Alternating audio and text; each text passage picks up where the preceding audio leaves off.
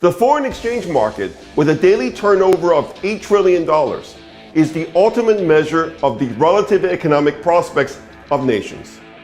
Relative because exchange rates are the price of one currency for another. What this means is that to make money in the foreign exchange market, you have to pick both the winner and the loser correctly.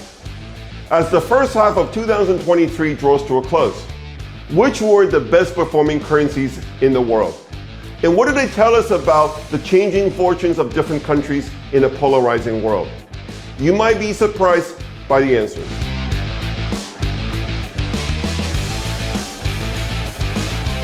Hi, I'm David Wu, a former Wall Street strategist with a 20-year track record of making actionable predictions about major global change. In real estate, they said it's all about location, location, and location. It is no different for countries. Geography matters for the destiny of countries. To prosper and grow, it is important for countries to be in the right neighborhood. Well, more importantly, have the right neighbors. At the halfway mark of 2023, the region with the best overall currency performance is the Americas. The 5 most liquid currencies in the Americas went up on average 6.7% against the US dollar, versus staying flat for the 5 most liquid currencies in Europe, and a decline of 3.7% against the dollar of the 5 leading currencies in Asia.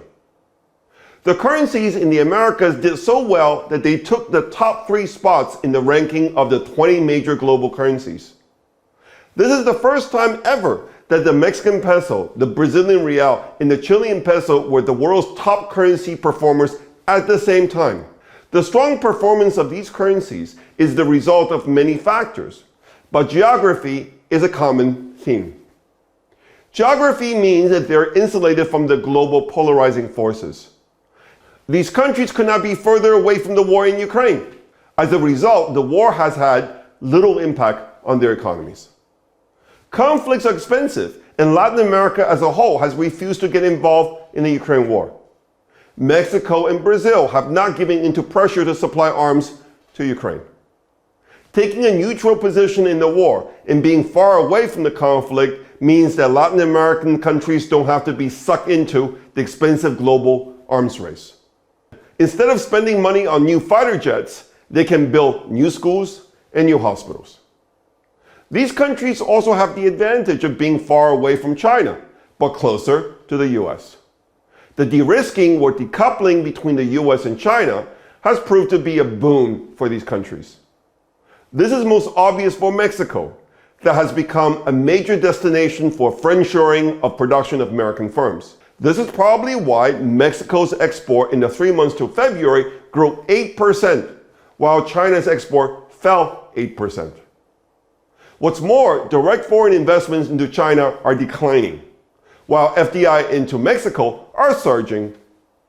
Poetic justice? The rise of China as the world's factory hurt Mexico more than any other country. China's entry into the World Trade Organization sent the Mexican peso into a 20-year structural bear market against the Chinese RMB. But the rebound of the peso against the RMB since the start of 2022, as exodus from China gained momentum, suggests that Mexico's fortunes are finally turning. For Brazil and Chile, China is their largest export market. Despite China's fading recovery, copper and iron ore prices are still higher than where they were at the end of last year. In the case of Chile, an increase in lithium production has offset the sharp decline in lithium prices this year. China may be Brazil's largest export market, but the US is the largest market for Brazil's value-added manufactured goods. In 2022, bilateral trade in goods between the US and Brazil went up 26%. This year, data are showing continued growth. Lastly, the fact that the US economy continues to defy predictions of a recession is good news for all of the neighbors of the US. The result of all these different factors is that the export growth of Mexico, Brazil, and Chile has held up much better than that of most other major economies. This has lent important support to their currencies.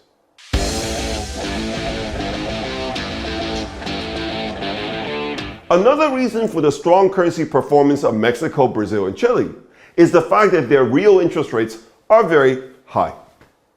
Indeed, they are among the highest in the world right now.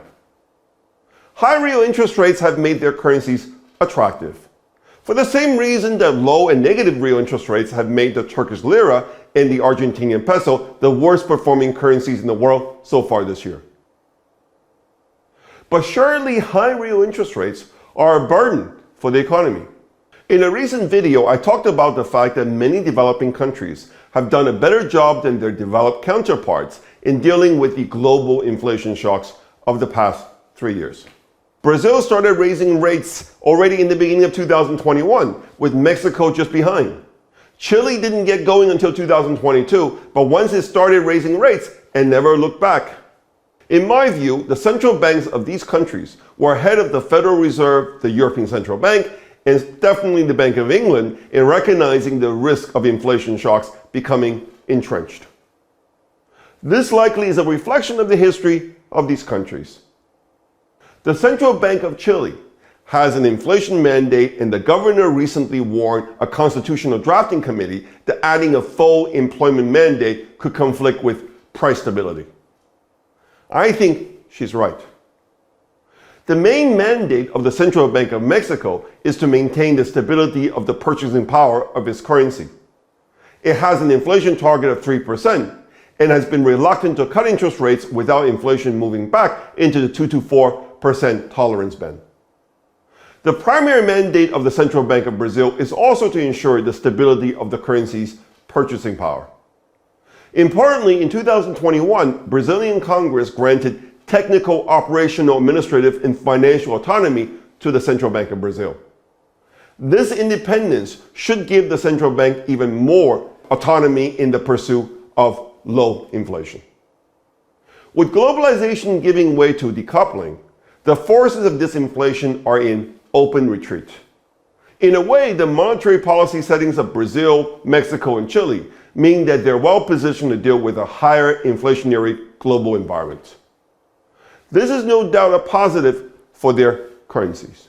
By the way, the fact that these countries have high real interest rates right now means that they also have more room to cut interest rates when the next global economic recession starts. This is also why their bonds are among the most attractive to own right now.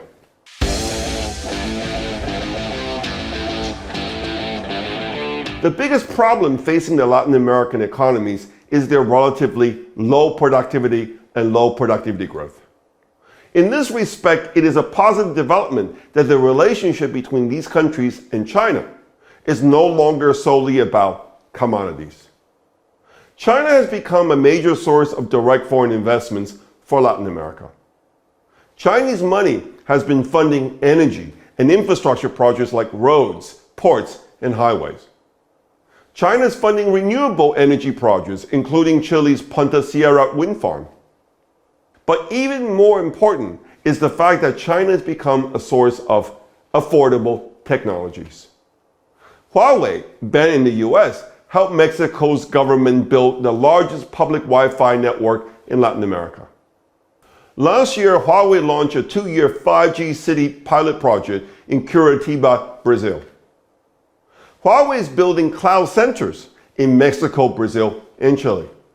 The Chinese are offering cost-effective solutions to help these countries upgrade their digital infrastructure. The key word here is cost-effective. Remember, 45% of Latin Americans do not have access to the internet, and around 45 million of them live in areas without coverage, networks, communication services, and other basic infrastructure.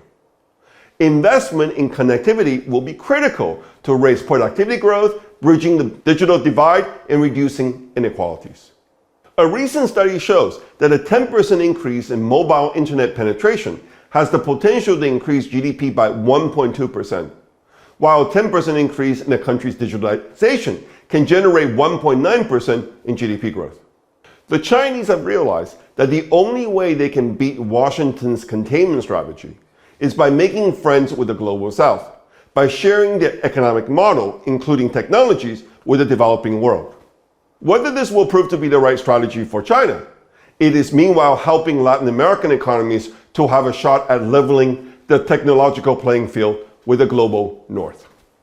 If you got something out of this program, please hit like and subscribe to my free YouTube channel. If you want to learn more about my investment strategy, come visit us at davidwuunbound.com. Thank you for listening.